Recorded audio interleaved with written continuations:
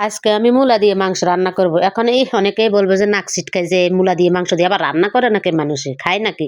আরে ভাই খায়, খায়। খাইতে জানলে সবকিছু দিয়েই খাওয়া যায়। আসসালামু আলাইকুম, কেমন আছেন সবাই? এই যে নিয়ে নিলাম আমি এখানে ৪ টা মূলা, ৪ টা না থুক্কু ৩ টা মূলা। ৩ টা মূলাকে আমি গোল, গোল করে কেটে নিয়েছি আলুর মতো করে।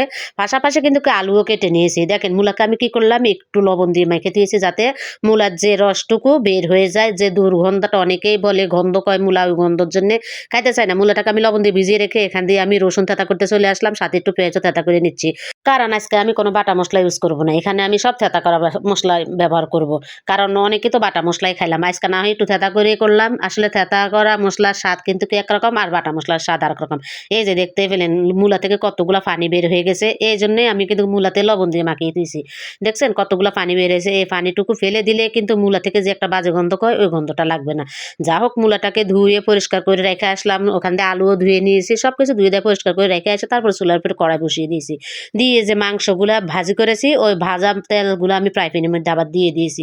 মানে একবার ফ্রাই প্যান একবার কড়াই থুকো একটা কইলেই হইলো রান্না করালোই কথা। যা হোক এখানে আমি কড়াইয়ের মধ্যে দিয়ে দিলাম তেল মসলা সবকিছু দিয়ে দিলাম।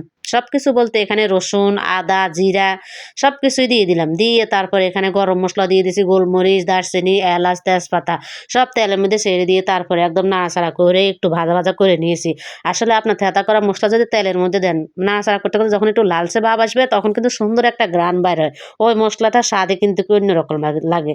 যা হোক এখান দিয়ে আমি কিন্তু কথা বলতে, বলতে হলুদের গুঁড়া, মরিচের গুঁড়া দিয়ে দিলাম। দিয়ে একটু পানি দিয়ে দিয়েছি, স্বাদ মতন লবণ দিয়েছি।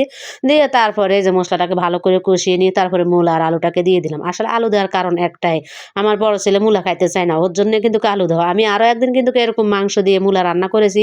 মনে করলাম মূলা মানে থাইকা যাবে, আলুগুলা শেষ হয়ে যাবে। এজন্য আমি আলু দিছি বেশি, মূলা দিছি ২ টা। ওমা! সেদিন দেখতেছি যে মূলাই শেষ, আলুই আছে। যা রান্না করলাম আমি খাওয়ার জন্য ভাগে আমি পাইলাম ২ টা। তাই আজকে ৩ টেই দিলাম। একটা বেশি দিয়েছি যাতে একটু খাইতে পায়। আমি তো কথা বলতে, বলতে এখান থেকে মূলাকে কষিয়ে নিচ্ছি ভালো করে। আমি কিন্তু আরো একবার ঢাকনা তুলে নাড়াচাড়া করে দিয়েছি। এরপরে আবারও ঢাকনা দিয়ে রেখে দিয়ে ৫ মিনিট রাখার পরে আবারও নাড়াচাড়া করে দিয়ে তারপরে মুরগির মাংসটা দিয়ে দিয়েছি। আসলে যত কষানো তত কিন্তু স্বাদ বেশি। আমি কিন্তু যত কষাই অতটাই কিন্তু ভিডিওতে দেখাই না। কারণ অত নাড়াচাড়া দেখাতে গেলে তো অনেক দেরি হয়ে যায়। যা হোক নাড়াচাড়া করে তারপরে এখন আমি ঝোলের জন্য পানি দিয়ে দিব। এখন দিব না, একটু পরেই দিব। থুকু ভুল কইছি। আসলে নাড়াচাড়া করে একটু ঢাকনা দিয়ে থুবো যাতে একটু কষে মানে মূলা, আলুর ভিতরে ময় মসলা ভালো করে ঢুকে। তারপরে এই যে নাড়াচাড়া করে এখন পানি দিয়ে দিয়েছি। কষানো আমার হয়ে গেছে, সিদ্ধ হয়ে গেছে আলু, মূলা। তো পানিটা পরিমাণ মতো দিয়ে দিয়েছি। এখন অনেকেই বলবে এত পানি দিয়েছেন। আসলে শীতের সময় মূলার তরকারিতে যদি একটু ঝোল থাকে খেতে কিন্তু খুব ভালো লাগে।